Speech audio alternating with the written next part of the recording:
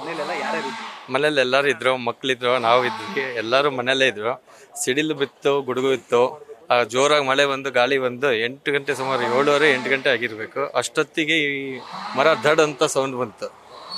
ಆಗ ನೋಡಿದ್ರೆ ಎಲ್ಲರೂ ಆಚೆ ಬಂದ್ವಿ. ನೋಡಿದ್ರೆ ನಾವೇನೋ ಕಾರ್ಗಿರ್ಬಿಡ್ತಂತ ಏನಾಗಿಲ್ಲ. ಮನೇಲಿ ಯಾವುದೇ ಅನಾಹುತಗಳಾಗಿದೆ ಏನಾದ್ರು ಕೂಡ ಕಿಟಕಿ ಹೌದು, ಎರಡು ವಿಂಡೋಸ್ ಗ್ಲಾಸ್ ಪೇನ್ಸ್ ಹೊಡೆದಾಗಿದೆ. ಮೇಲೆ ಸೋಲಾರ್ ಇದೆ, ಮೇಲೆ ಸೋಲಾರ್ ಪ್ಯಾನಲ್ 4 ಹೊಡೆದೋಗಿದೆ. ಪ್ಲಸ್ 2 ಔಟ್ಡೋರ್ ಯೂನಿಟ್ ಇದಾಗಿದೆ. ಎಷ್ಟು ಪರಿಹಾರ, ಎಷ್ಟು ಖರ್ಚು ವೆಚ್ಚಗಳಾಗ್ಬೋದು ಈಗ ಇದನ್ನ ರಿಪೇರಿ ಮಾಡಿ? ಏನು ಸುಮಾರು 1-1.5 ಲಕ್ಷ ಆಗ್ಬೋದು ಅನ್ಸುತ್ತೆ. ಎಷ್ಟು ಜನ ವಾಸ ಮಾಡ್ತಿದ್ರಿ? ನಾವು 12 ಜನ ಇದ್ದೀವಿ. ಓಕೆ, ಇದು ಆದ ತಕ್ಷಣನೇ ಯಾರಿಗಾದ್ರೂ ಕೂಡ ಕಾಂಟ್ಯಾಕ್ಟ್ ಮಾಡಿದ್ರೆ ಅಧಿಕಾರಿಗಳಿಗೆಲ್ಲ ನಮ್ಮ MLA ಸಾಹೇಬ್ರಿಗೆ ಮಾಡಿದ್ವಿ. ತಕ್ಷಣ ಒಂದು 15-20 ಮಿನಿಟ್ಸಲ್ಲಿ ಬಂದು ನಮ್ಗಂತ ಸಪೋರ್ಟ್ ಇರೋದ್ರಿಂದ ನಾವು ಯಾರಿಗೂ ಕಾಂಟ್ಯಾಕ್ಟ್ ಮಾಡೋ ಅವಶ್ಯಕತೆನೇ ಇಲ್ಲ. ನಮ್ಮ MLA ಸಾಹೇಬ್ರು ಏನಂದರೆ ಒಂದು ಇಮಿಡಿಯೇಟ್ ನಮ್ಮ ಪ್ರಭು ಸಾಹೇಬ್ರು ಇಲ್ಲೇ ಪಕ್ಕದಲ್ಲಿದ್ದಾರೆ.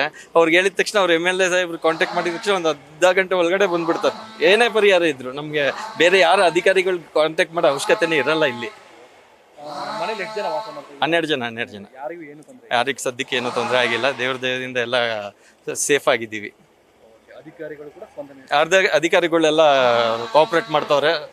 ತಕ್ಷಣ ಬಂದು ಇದು ಮಾಡ್ತವ್ರೆ. ಸ್ವಲ್ಪ ಕ್ರ್ಯಾಕ್ ಬಿದ್ದಿದೆ ಬಿಲ್ಡಿಂಗ್ಸು, ಅದು ಇದು ತೋರಿಸಿದ ತಕ್ಷಣ ಅವರು ಬಂದು ಫಸ್ಟ್ ಇದು ಮಾಡೋಣ ಅಂತ ಐಡಿಯಾ ಹಾಕಿದ್ದಾರೆ. ಮಾಡ್ಕೊಡ್ತೀನಿ ಅಂತ ಹೇಳಿ. ನನ್ನ ಹೆಸರು ಕಲ್ಪೇಶ್ ಅಂತ. ನ್ಯೂಸ್ ಫಸ್ಟ್ ನಿರ್ಭೀತಿಯಿಂದ ನಿಮ್ಮ ಪರವಾಗಿ.